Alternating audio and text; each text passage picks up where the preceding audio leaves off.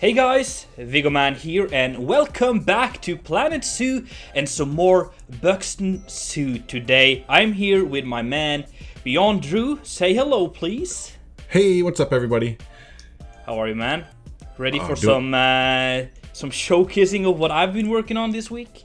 Yeah, I really am, because we've been pretty quiet between the messages between us. So it's been all in your court there, all in your build. So I'm going in blind. Very cool. I'm excited to see or show you, and you're probably excited to see. I mean, we're starting off by the entrance that you did a while back. For those of you guys who haven't seen much of this series here, make sure to whoa. Yeah, hey, I'm still learning. What is going on? I'm still learning the controls a little bit. I'm not sure what's happening right now. Very cool. Guys, make sure to check out BeyondDrew's point of view here. He does also make videos, and he has a video showing this off. So don't forget to check that out if you're interested. But we're going to just move on here, not waste too much time flying through what you did here, the park and the beautiful rounded, or not really round, 8-sided building here. Yeah. And we're going to continue. I'm going to actually take us through here and move towards what I've done. So what I've done today is I've added a little education center, which is what you see up there. Holy heck. Added a little island with some stuff, which you kind of can see. And I've added one more thing, but I'm not going to spoil that yet. So this is, I haven't been able to do a lot of the surroundings here because of time and stuff. But this is a Brutalist inspired education building to show how our zoo has evolved over time. We kind of started with some Victorian style, which kind of has been mostly your job, your additions to the zoo, Victorian houses and stuff. I've been doing some modern, and I think Brutalist is a nice in-between to show how the zoo has progressed. So, yeah. Did some That's research really on cool. Yeah, and it fits in. It's really cool how, like, right across the pathway you have that, historical, like, restaurant, whatever building on the lake, and then right across you have this just concrete Brutalist building. I love the contrast between the two of them. Indeed, thank you, man. It looks super cool from this side, I think. This is the side I like the most. Ooh, you get some nice views of the of what you built next, I'm sure. Yeah, I'm not gonna spoil that too much, but got some big panorama windows here and just a little garden in the front here, and then this typical concrete building thing. I haven't been able to do much of the inside here because I'm not sure how to tackle that. Maybe you have some ideas, or maybe the guys watching have some ideas for what we can put in here. But right. Yeah, interiors are always, when I'm doing them in Thornton Hills Zoo, a lot of times I'll just skip them, but we can't really skip this one since there's a big glass pane right in front there. So that's my bad. No, that's good though. Interiors, you see them a lot more in like zoos and stuff like that, obviously with like houses and, like reptile houses and animals and stuff. So yeah, no, it's good to do them. Yeah, and in the back we have a little toilet area, so that's kind of nice. And then this path wraps around here, and I haven't been able to finish everything here, but we're trying to not spoil too much. But there's some stuff around here that has to be done, which I could probably do for the next one. But let's move on to the second part that I've been working on for this episode here. Madagascar. Which is Madagascar, yes. It's something we have discussed a little bit, the Lemur Island. Oh, I'm kind of showing too much here. The Lemur Island, it's an artificial island, in my opinion, or kind of that's how I imagined it. Because the rock here isn't the natural rock that we have used other places, and the trees are definitely not native and actually not possible to grow in the temperate area for far as I know. Right. So they'd be that kind of plaster or plasticky kind of. Yeah, or concrete or whatever. Added a little bridge here. I like that bridge. Yeah, just some modern kind of bridge leading over, and then this windy bridge. I should probably add some supports to that, but time. This leads then to Madagascar, which is kind of a theme thing, which obviously has lemurs, as you can see, ringtail lemurs. Yes. We have a little education center in the front, or all educational part, with little stage, and they could bring out, maybe say, the lemurs, put them on this pole here, and present them and educate the people of about this animal here, and then they could bring them inside to this walk-in habitat here, which I think is kind of cool. Oh, that's neat. Yes, like a zookeeper or someone would come up with them and give them a little informative tour and everything. So yeah, that's a really cool idea. And maybe kind of take them through some precautions and stuff before going in. Then we have little windows here to look into where they sleep and stuff. Oh, that's a cool addition. I like that a lot. A little thing here, and then a door to the back office area, or the back part. But in here, nice addition we have with the ropes there. The ropes there, that's a nice little detail, little touch. You see that with like bird or aviaries that are open air like this, and like lemur houses and stuff to keep the animals in. Just a little nice touch. I didn't really know where or how to go ahead about this. Whoa. I'm not sure what's going on with the camera today. I usually have pretty good control over this, but we will. So this is just to kind of an airlock kind of thing. Right. Yeah. So as you can see, there's a lot of lemurs in here. I think I have like 20. Holy cow.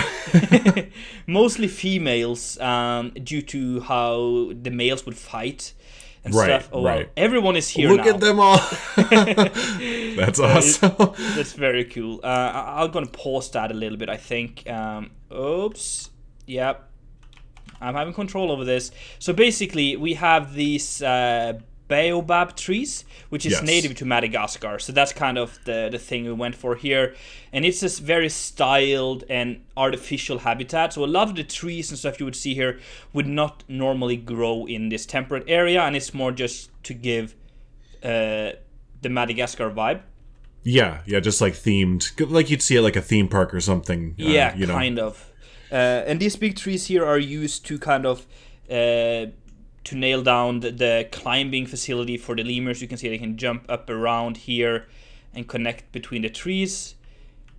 So I love how they go all the way around the island. It looks like the climbing structures, and more or less. It's a little bit back and forth, and we have this little rock in the middle where there's a feeding platform on the top. Ooh, nice, So they could probably sit there, and then they jump around, move around the trees. And we got I am so distracted by the building in the background because it looks so good, but I'm trying to focus. Yeah. I like that bridge.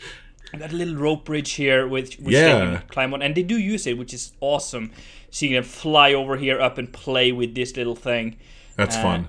And I also really like these spiral staircases. It's so fun to see them jump up and down on them. Heck yeah. I love that. And they have like an insane jump rate. I saw one jump from, where was it? I think it was mid-bridge here over to this pole right here. No kidding? Okay. So, they're pretty good jumpers. But one thing that I added, a little bit of an Easter egg for the Madagascar movies, if you have seen them. There's like this shipwreck where Julius, the Lemur King, lives. So, okay. I haven't seen them. No, I haven't. I'm sorry. I'll have to go watch them now. Okay, the people that are watching have most likely seen it. So I added a little shipwreck here, or like a plane wreck, I guess.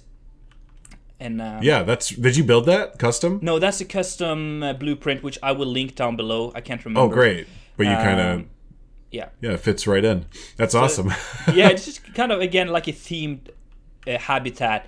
Since we walk inside here, I think it's fun to play around with the theme a little bit. So having this plane crash here and this fake baobab trees and all of that just kind of makes sense. Do the lemurs interact with the plane structure or no? They can, but I haven't seen them use it too much. Interesting. Okay. But they usually stay around the front here where the people are at. Makes sense, yeah. And the biggest food place is right there. Gotcha. So, it's interesting that the people don't walk around the island more, They're just kind of all grouped up at the beginning. Indeed, yeah. They do walk around sometimes. Here you can see some lemurs playing around. Yeah. They're so cute. But they do, like, from time to time, they move over and play in this bit right here, and then the people walk around. Gotcha. Do you ever get people going to the Brutalist building across the way and look at the lemurs? Not that I'm aware of. Not yet. Okay, so we haven't spread out the guests yet enough. No. So yeah, let's take a little overview here. So basically my idea was to have these fake trees, and then the rest of the bigger trees here are just these normal native trees to the area of Buxton. So it's kind of a nice mix here, making it super lush and almost giving it a tropical vibe without actually being a tropical area. That's fantastic. I love it. Did you have an inspiration for this, or did you just kind of have like an idea in your mind, like a real life inspiration, I should say? Well, Madagascar, the movies, where it was a little bit of that, but I actually had a couple of rounds with this. I tried several different concepts, and they never really felt right until I settled on this. I tried like with an elevated path, so you kind of walk up in like a jungle, kind of. Yep. That didn't work, and so I did a lot of stuff, and I just kind of worked with this. I probably spent 10 hours or more on this.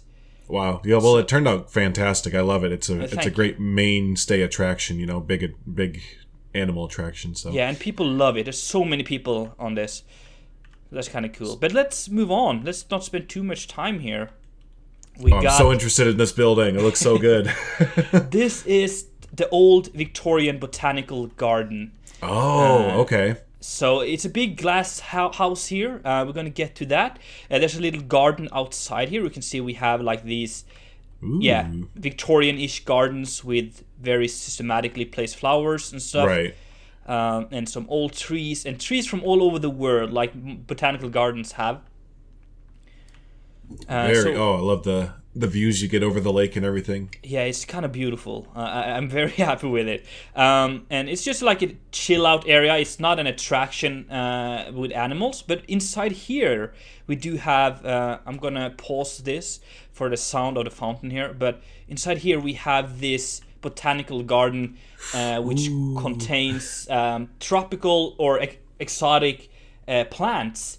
Which I think kind of makes sense. A lot of Victorian greenhouses had that, and I tried to recreate that the best way possible here. So yeah, you ready to go inside here? Let's do it. Yeah, I'm excited. Yeah. So it is a very like structural building here. We can see a lot of the beam work going on for supporting the roof and all of that. But I think that just adds a little bit of character to this. Definitely. Yeah. So when you get inside here, the left here is Africa. And it's going to go to a little bit over here. I'm going to show you where it ends. And then on the right side here, we have South America. Okay. And all the way in the back, we do have Asia. So it's kind of, you can come in here and see trees. And especially in Victorian eras, you know, when you didn't travel much, you would be able to see trees from all around the world. And it's kind of an old attraction that they've kept up and kind of still using in this zoo here. So... yeah. Wow, this is great. It looks just like a botanical garden. Yeah, I'm very happy, especially with the vibe from the inside here. Right. So happy with that. So as you can see, we have like very like native African trees growing around here, and some vegetation and stuff. And on this side, we have more of a tropical rainforest, like from Amazonas and stuff. And we got this. I kind of like this little pond here with these big lily pads. That's great. Did you just use the water special effects to pull that off? I had to. I tried to play around with it, but didn't work with the actual water. So too bad, but it works. And then in here we have the Asian bit. Of course, the big cherry blossoms, you know. But yeah. That's great. Yeah, I can just picture hanging out in this building for a long time, hanging out with the plants and everything. Especially like 100 years ago when this zoo was new, you know? Right. Coming in here, seeing trees. Like, let's say, imagine seeing bamboo for the first time. Sure. Or a cherry blossom tree. That would be awesome. So that's kind of the vibe I had when I was working on this. Yeah. That's a stunning building overall. Like, it just really... Oh, there's one of Ricey's maps there. Yeah. Thank you, man, by the way. So it's cool. It goes straight through here, but I just want to show you quickly the garden in front here as well. We have Buxton Zoo here, and I just love the view from here with the brick and the glass and the ornate golden pieces here. Right. Yeah. No, it's super detailed. That's great. Yeah. So I think I'm going to take you as a final bit. We're going to walk through the garden here, and we're going to end on that note, I think. So we walk around here. We got this nice old brick path, And as you can see, there's like trees that are not really native. We have these golden trees here. Not sure where they're from, but yeah. And we got just like a garden filled and packed with flowers and trees and stuff that would survive this climate. Sure, yeah. Oh, there it is. I was going to say, we have to have a swan. I wish we had real swans, but there it is. There's our swan right there. 2 swans there doing the heart thing. Aw. Yeah, ooh, that's a great view right there. Added a little bit of this water effects as well, so it looks like they're kind of swimming. Yeah, sure. So yeah. Let's just move around here. Seeing all of this. Again, just packed with trees. And some of these trees are massive. They've been here for hundreds of years. And right. Some of them are newer and smaller and flowers and stuff, you know. Ooh, nice little planter there. Little planter, yeah. And the view from here is gorgeous, I think. Oh, yeah, that's... Fakink Kodak moment. Yeah. And then some cypress trees, which would be very exotic back in the day, you know.